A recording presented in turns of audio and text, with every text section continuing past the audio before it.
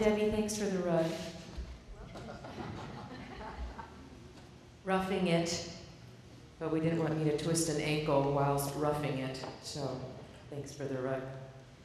So welcome back to our fall series based on One World Spiritual Center's core values. Our core values are those things that are most important to us, and as you can see on the front of your bulletin, our values are what we refer back to in every decision we make here at One World. Every program, every service, every class refers back to those values that we hold most dear.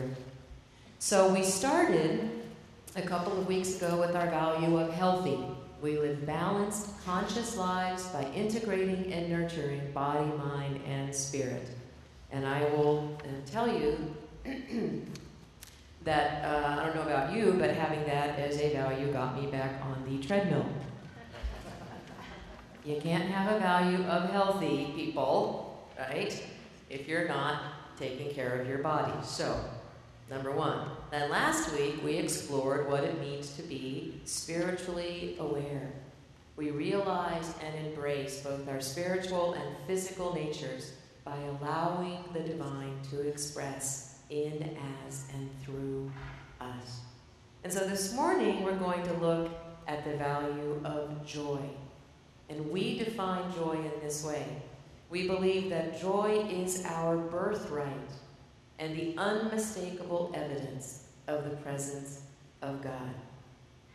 Now, much has been written and taught about joy.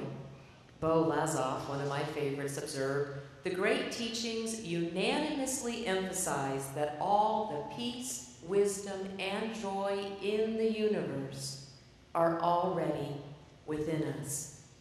We don't have to gain, develop, or attain them. You do not have to go to a workshop to find joy." That was me, that wasn't Bo. Back to Bo. "We're like a child standing in a beautiful park with his eyes shut tight. We don't need to imagine trees, flowers, deer, birds, and the beautiful sky. We merely need to open our eyes and realize what is already there and who we really are, as soon as we quit pretending we're small or unholy." A Course in Miracles teaches this about joy. Our goal is God. Nothing short of that will bring us joy. And the Buddha, ever wise and consistent, taught his followers that we are shaped by our thoughts. We become what we think. And when the mind is pure, joy follows like a shadow that never leaves. And then, of course, from Teilhard de Chardin, from whom we borrowed for our definition, joy is the unmistakable evidence of the presence of God. So it's one thing to hear about joy, and to learn about joy, and to read about joy, and to sing about joy. It's another thing to experience it. So close your eyes. Take a deep breath. And just very gently bring to mind, when was the last time you felt joy?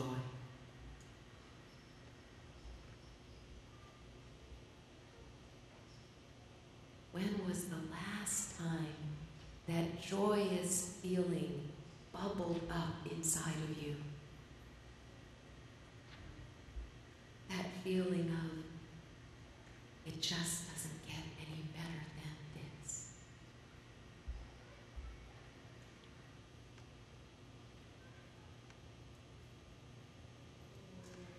Now, think for a moment.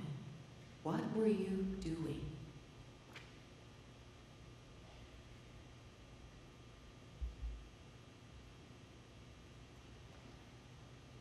Okay, now take another deep breath and open your eyes. And I will tell you that I observed many of you spontaneously smiling as you thought of that experience. A couple of years ago, I was surfing, and I heard a televangelist observe that joy follows order. And I thought, well, that's interesting. And so I paused. I took my finger off the next button because I wanted to know what he meant by that. And he expounded on it by saying what he meant by order was to be in the natural order of things. In other words, to be doing what we were meant to do. To be doing what we're naturally good at. We might call it sharing our gifts and talents. That's what he meant by being in order. Joy follows order. In our Essential Spirituality class, we've been looking at letting go of our attachments. Right? Row 2. Letting go of our attachments. Ceasing our desiring, and therefore alleviating our suffering. And we've observed that one of the benefits of letting go of our attachments and releasing our desires is joy. But what if that's only half the story? What if joy is not only a benefit, but one of the goals of our spiritual journey? In Marianne Williamson's teaching, she says that joy is our goal. Joy is our destiny. We cannot know who we are except in joy. And not knowing joy, we do not know ourselves. When we are without joy, it is as if we are groping in the dark. When we are centered in joy, we attain our wisdom. And it reminded me of the literal meaning of the word guru. You know what the word guru actually means? It means one who dispels the darkness. Gu is G-U, not G-O-O. Gu is darkness, although we could say that being in the goo feels like darkness sometimes. And ru, R-U, means dispeller.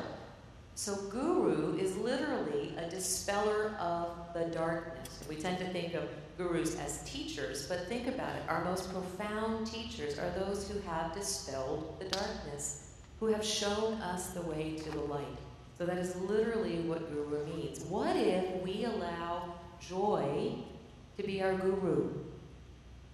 What if we would allow joy to both dispel our darkness, to be our teacher, and to be our destiny, leading us out of the darkness of attachment and resentment, all those things we studied a couple weeks ago in the class, and entitlement and suffering, and into the light of joy.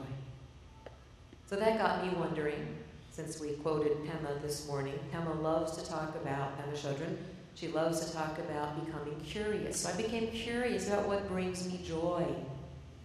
And what exactly does joy feel like? Because sometimes joy is giddy. Sometimes joy is yay. Both Penn State and Alabama won yesterday. Sometimes that's joy, right, Steve?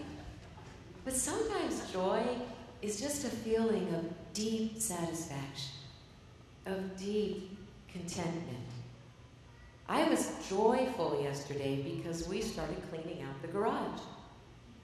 I know, some of you think I'm a little odd, but okay, not just because I like to clean out the garage, but because I love to bring order. Bringing order and restoring beauty makes me so happy. I can't wait to start ripping carpet out of that building up front. I'm dying to get over there and rip out and make beautiful. That, for me, is joy. Because that's who I am. So what brings you joy? You got a little taste of it earlier when you just closed your eyes and allowed yourself to think about the last time you felt that. What brings you joy? It can be something as crazy as cleaning out the garage or ripping out carpeting. It reminded me of our definition of coherence.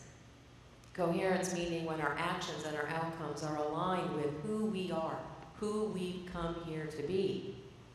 One of the ways that we describe coherence is we say that it brings us a sense of satisfaction. It's a sense of fulfillment and meaning, and we experience harmony in our lives. Well, think about that. Satisfaction, fulfillment, meaning, harmony. How can you experience all of that and not feel joy? That quiet, deep, in your bones kind of a joy that comes from knowing who you are. being really comfortable in your own skin and doing what you love to do. So there are all sorts of workshops and surveys and inventories. We do this, getting on your card type of thing. You can do Myers-Briggs, you can do the Enneagram, you can do DISC. Go on the internet and you can find all sorts of ways to discover who you are and what you're good at. The key, though, that I've discovered to joy is actually acting on that. Finding ways for you to bring who you are to the world. Giving of your gifts and talents. Making coffee. Singing. Cleaning. Figuring out how the breakers work. Thank you, Lenore. Fixing the toilets. Landscaping. Ripping out, carpeting, and cleaning out closets. Writing. Whatever it is that brings you joy. Do it. The world doesn't bring joy to us. We bring joy to the world by showing up as who we are. There's a great book called Now Discover Your Strengths. I read several years ago as part of a workshop I was participating in. And it reminded me a little bit of another technique or process called appreciative inquiry. And both with appreciative inquiry and discover your strengths, it's about really focusing on what are you good at? What are your innate gifts and talents? And both of them make a really interesting observation. They say that many of us are not frustrated because we don't have gifts to share. We all have gifts to share. We all have talent to bring to the planet. Both of those processes posit that our frustration comes from spending so much time trying to fix our weaknesses that we don't focus on our strengths and bring those strengths to the planet. Now, they're not saying ignore where we're weak, of course. We want to build our muscles. But they're saying put a whole lot more time and attention onto what you're already good at, to your innate talent. Some might call it your God-given talent. Focus on that. It's a lot easier to do what we're already gifted with than to struggle to overcome some perceived weakness or some should. We should do this or we should know how to do that. Do what you're good at. Do what you love. Joy follows order. I've also come to believe that expressing our joy is a choice. Dennis Waitley said, expect the best. Expect the best. Convert problems into opportunities. Be dissatisfied with the status quo. Love that. Focus on where you want to go instead of where you're coming from. And most importantly, decide to be joyful, knowing that it's an attitude, a habit gained from daily practice, and not just a result or a payoff. Or as we heard Tina share earlier, acknowledge the preciousness of each day. It's a good way to live and a good way to connect with our basic joy. So we can choose to connect with joy every moment of our lives. We can choose joy when folding laundry, when changing a diaper, when mowing the lawn, when teaching a class, when learning new software. That was for you, Lisa. We can choose joy in everything that we do. And it really is going to impact how we approach life. Do we see problems or possibilities? Do we see obstacles or opportunities? Do we engage in drama or do we follow our dreams? I want you all to be very impressed by the alliteration that I created with that. I had to work hard for that, people. Eileen Caddy once wrote, "You find true joy and happiness in life when you give and go on giving and never count the cost." Now, does that mean that we give till we drop? No. That would be unhealthy and not in keeping with our earlier value. No, it means we give without counting the cost. We give without attachment. We give without expecting in return, and we give without being attached to the outcome of what we're giving. We give freely. We give of our talents, and we do what we love in the process. So does choosing joy mean that we'll never experience sorrow? Of course not. We wouldn't be human. Choosing joy means that we don't become attached to the joy. It means that we're open to whatever shows up in our lives, and we choose to delight in that preciousness of every single moment, even the sorrow, even the disappointments, knowing that sometimes the biggest disappointments in our lives are blessings in disguise. If we want to experience the full richness of life, we have to be open to all of it. Open to the joys and the sorrows, until we realize that they're the same. Bless you. We realize that our blessings, our joy, can come through raindrops and tears and sometimes even sleepless nights. Gibran is so eloquent. He says, our joy is our sorrow unmasked, and the self-same well from which our laughter arises was oftentimes filled with our tears.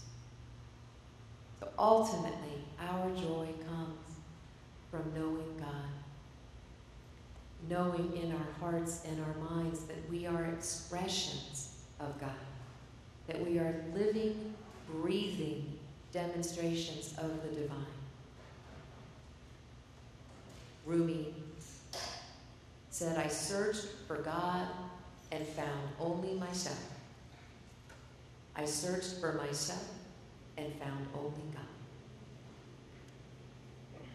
We merely need to open our eye and realize what is already here, who we really are. And that is joy. Let's take that into meditation.